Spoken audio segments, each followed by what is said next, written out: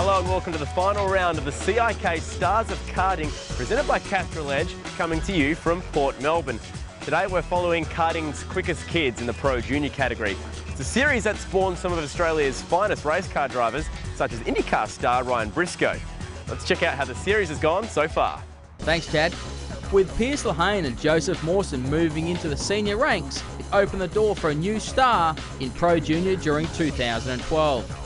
At round one in South Australia, it was debutant Lockie McHugh who set the early pace before CRG driver Jake Coleman went on to dominate proceedings. When the series headed to Newcastle, Coleman was expected to continue his domination, but it was top kart driver Cameron Hill's time to shine as he claimed his maiden round victory.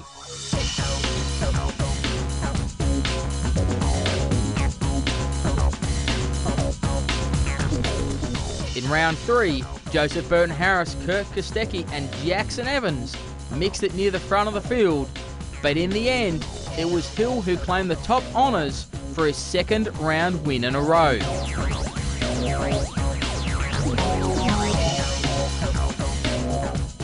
Fourth round of the series headed to Sydney's Eastern Creek Raceway, where the Pro Junior drivers put on some great action, with the likes of Brock Plum and Dimitri Agathos certainly mixing it near the front of the field. In the end though, it was FA kart driver Thomas Randall who took the victory, and is now high in confidence entering the final round at Port Melbourne. Points coming to this weekend's final round sees Cameron Hill with a huge lead at the top of the standings, ahead of Jake Coleman, followed by Brock Plum there in third spot, and Joseph Burton-Harris and Thomas Randall round out the top five. Expecting the competition to be very tough this weekend. Tommy will be definitely fast. I think it's his home track. I'm expecting him to be quick. Coleman as well, he's another one, and there's a few other fast guys. I've been in a few times before and had some good runs, so I think we should be right for the races. If Cameron has a bit of a bad weekend and mine goes to plan, we can just get away with it. I've got a lot of experience in this category, and to know the young kids that also have a lot of experience and that are very good drivers it does put a little bit of pressure on you, but you just got to go out there and just do your best and see where you end up. The guys that are first and second, they're going very strong this season, and I hope to see if I can contend with them this weekend, and obviously my home track I'll see if I can put up a fight. It's quite hard really to be able to get the kart exactly how you want it. You can never get it 100% right, but yeah, when you're out there you want to be able to know what the kart's doing and be able to take that back to the guys and see if you can get the kart better for the next session.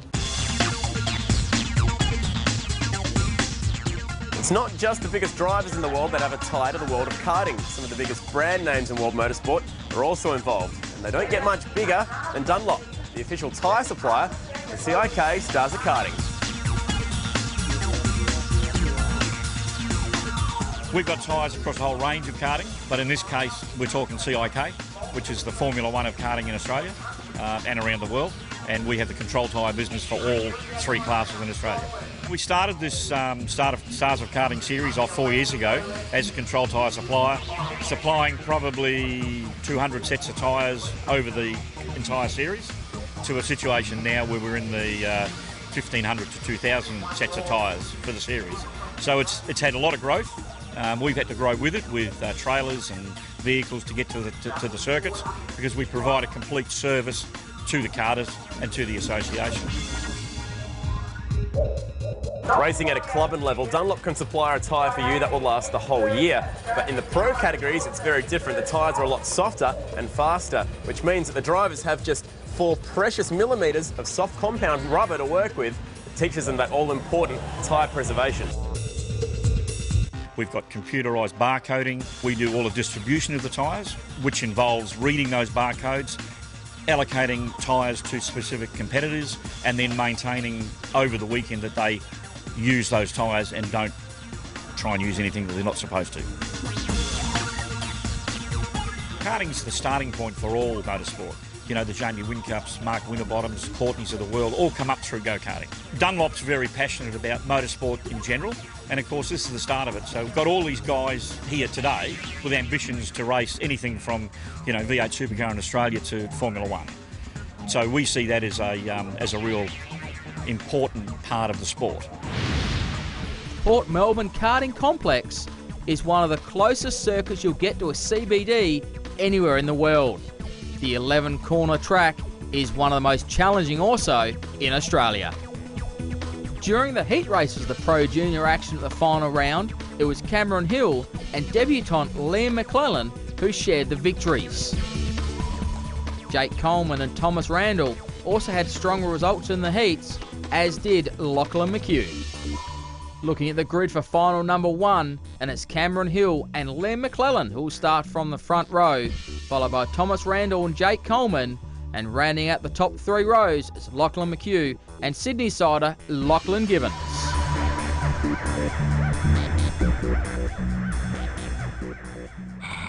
On board now with CRG driver Jake Coleman, and joining me here in commentary is Jack Perkins. Great to be here, Lee, for the first final of the junior category. I'm really impressed with Liam McClellan on the outside front row. This is his debut in the series and he's doing a great job. McClellan, who's joined with the Shamrock Racing team in the Intrepid kart this weekend, has certainly turned a lot of heads and mixing it with the more experienced drivers at the front of the field. Cameron Hill, who's basically dominated all year, he won round 2 and round 3, has got to a great start leading the race. Yeah, Thomas Randall there in second place. He's been a shining light in Australian karting over the past few months, been undefeated in various categories across the country and now running second to the championship leader in Cameron Hill. You can see the size difference between Hill and Randall there. Hill's obviously sits a little bit higher in the kart and Randall's a little bit lower. Be interesting to see if that makes any difference in speed as the race goes on. Speaking of size difference there, have a look at the pocket rocket Lachlan McHugh there in the 23 kart. He's in the Intrepid, as is Liam McClellan. So they race into turn number 3 there, coming through the centre section of the circuit. These KF3 specification engines, they are the world spec engines. We're Vortex engine, one make, producing around about 32 brake horsepower here on the Todd Road circuit. Yeah, this is a great little series, a great class, because everyone runs on the Dunlop DEH controlled hard tyre. You can only use 6 tyres for the weekend, and everyone uses the same engine, so it's good controlled racing.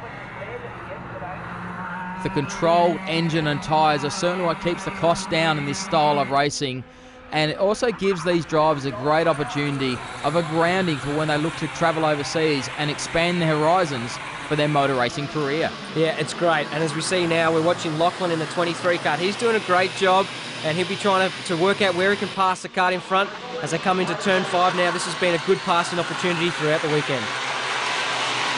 We'll also see Jake Coleman there on the CRG. We're on board with him now. He dominated the opening round, but then lost his way a bit in round 2 and 3, and has certainly got his work cut out for him. He's going to stop Cameron Hill from taking the title, and we'll see how that pans out after this break.